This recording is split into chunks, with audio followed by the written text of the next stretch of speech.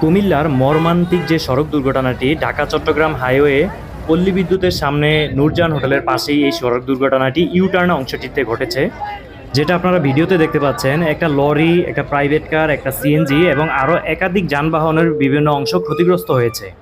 এবং এই স্থানটির মূল অরিজিনাল যে ঘটনা সেটা অনেকটাই বিকৃত হয়ে গেছে বিভিন্ন কারণে।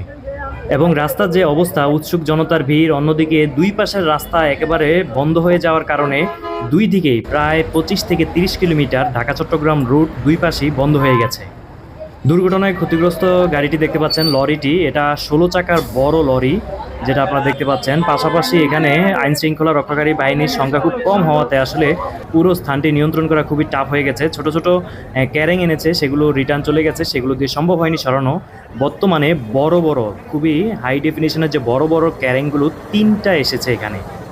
দুর্ঘটনাটি ঘটার মূল কারণ হচ্ছে লাকসাম বা চাঁদপুর রোড থেকে একটি প্রাইভেট কার বের হয়েছে এবং এটা রং সাইড দিয়ে নূরজাহানের সামনে হয়ে ইউ টার্নে আসছে এবং সঠিক সাইড থেকে লরিটি আসছিল তার নিয়ম অনুযায়ী, এবং স্বাভাবিকভাবেই সেই লরিটি স্বাভাবিক রাইট সাইডেই ছিল। পাশাপাশি ইউ টার্ন নেওয়ার জন্য একটি সিএনজি অপেক্ষা করছিল, যেটার তেমন কোনো দোষ নেই, স্বাভাবিকভাবে সে পাশে ছিল। কিন্তু নূরজাহান থেকে আরেকটি বাস বের হয়েছে যেটা রং সাইড দিয়ে আসতেছিল এবং সেই বাসটি ইউটার্নটি পার হয়ে গেছে। কিন্তু বাসের পিছনেই প্রাইভেট কার ছিল, সেটা আপনার সরাসরি লরিটি প্রাইভেট কারকে বাঁচাতে গিয়ে সে নিয়ন্ত্রণ হারায় এবং প্রাইভেট কারের উপরেই উল্টে পড়ে যায়। আর অন্যদিকে কিছু অংশ সিএনজির উপরে পড়ার কারণে সিএনজি থেকে যারা ছিল তারাও আহত হয়েছে এবং দ্রুত বের হয়ে যেতে পেরেছে। আর প্রাইভেট কারটি যেহেতু লরির নিচে পড়ে গেছে এবং রং সাইড দিয়ে আসা প্রাইভেট কারে থাকা 4 জন ব্যক্তি স্পট ডেড হয়ে গেছে। যেহেতু ঢাকা চট্টগ্রাম হাইওয়ে অত্যন্ত গুরুত্বপূর্ণ এবং ব্যস্ত একটি হাইওয়ে, স্বাভাবিকভাবেই 3.5 থেকে 4 ঘন্টা সময় লাগে এই উদ্ধার অভিযান সম্পন্ন করতে, যার ফলশ্রুতিতে দুই দিকেই বিশাল যানজট লাগে এবং চাঁদপুর রোড যেটি এবং কুমিল্লা শহরের যে রাস্তা, এই অংশটিও একেবারে যানবাহন ব্লক হয়ে যায়। প্রাইভেট কারটি সঠিক সাইড দিয়ে যদি যেত এবং সে 5 মিনিট সময় বাঁচাতে গিয়ে আজকে দুনিয়া থেকেই চলে যেতে হলো।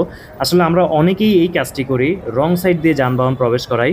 রং সাইড দিয়ে যখন কোনো যানবাহন যায়, রাইট সাইড থেকে আসা যানবাহন স্বাভাবিকভাবে এগুলোকে খুব একটা লক্ষ্য করে না বা দেখে না, অথবা সে ভাবে এটা দিয়ে তো উল্টো দিক থেকে গাড়ি আসার কথা না। তো স্বাভাবিকভাবেই যখন হঠাৎ চলে আসে, অনেক এই অনাকাঙ্ক্ষিতভাবে বড় ধরনের দুর্ঘটনার সম্মুখীন হতে হয়। এই যে দেখুন, লরির যে উপরের যে ইয়েটি ছিল সেটি কিন্তু সরানো হয়েছে, কার্গো বক্সটি, এবং পাশাপাশি এখন লরিটিকে সোজা করার চেষ্টা করছে।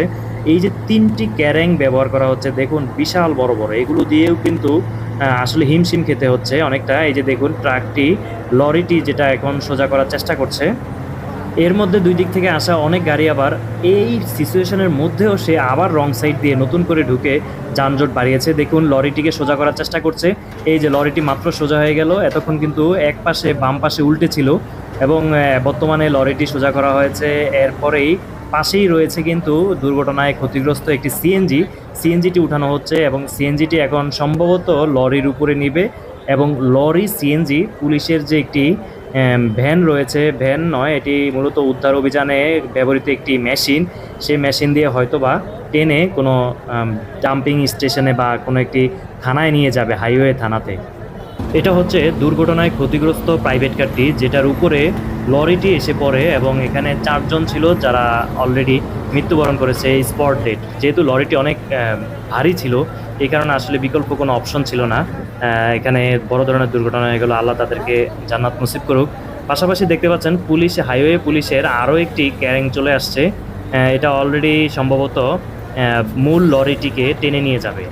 অলরেডি দেখতে পাচ্ছেন দুটি বড় বড় ক্যারেং এটা লরিটিকে সরানোর চেষ্টা করছে এবং হাইওয়ে পুলিশের যে ক্যারেংটি আসছে সেটার পেছনে এটাকে হয়তো সেট আপ করবে। এই মুহূর্তেও দেখেন উৎসুক জনতা এতটাই ভিড় যে আসলে এই যে ক্যারেংগুলো, এগুলো কিন্তু অনেক সময় মিস হয়, মানে এগুলোরও তো যান্ত্রিক ত্রুটি থাকতে পারে বা সমস্যা থাকতে পারে, কোনো একটা তার ছিঁড়ে যেতে পারে, কারণ কাজ করতে গেলে তো দুর্ঘটনা ঘটতেই পারে, কিন্তু মানুষকে সরানো যাচ্ছে না। পুলিশ সরানোর চেষ্টা করছে, উৎসুক জনতার মধ্যে অনেকে স্বেচ্ছাসেবী হিসেবে সরানোর চেষ্টা করছে, কিন্তু মানুষ ডিস্টার্ব করছে। পাশাপাশি এখানে আপনারা দেখতে পাচ্ছেন অলরেডি হাইওয়ে পুলিশের যে ক্যারিংটি, সেটার পেছনে লরিটিকে বেঁধে নিয়েছে এবং লরিটির উপরেই দুর্ঘটনায় ক্ষতিগ্রস্ত সিএনজিটি দেখতে পাচ্ছেন আপনারা। এটি হয়তো হাইওয়ে কোনো একটি ফাঁড়িতে নিয়ে যাবে তারা। এর পরপরই বিকাল আনুমানিক 5টার দিকে রাস্তাটা এই সমস্যাটুকু সমাধান হওয়ার পরেই রাস্তায় যানবাহন চলাচল স্বাভাবিক হতে শুরু করে, যখন থেকে এই গাড়িগুলো সরিয়ে ফেলেছে। এবং স্বাভাবিক পর্যায়ে যানবাহন চলাচল আসতে প্রায় 2 থেকে 2.5 ঘন্টা সময় লেগেছে, যেহেতু হাজার হাজার যানবাহন চারদিকে ছিল। এই জন্য সবাই একটু সাবধানে গাড়ি চালাবেন। আল্লাহ হাফেজ।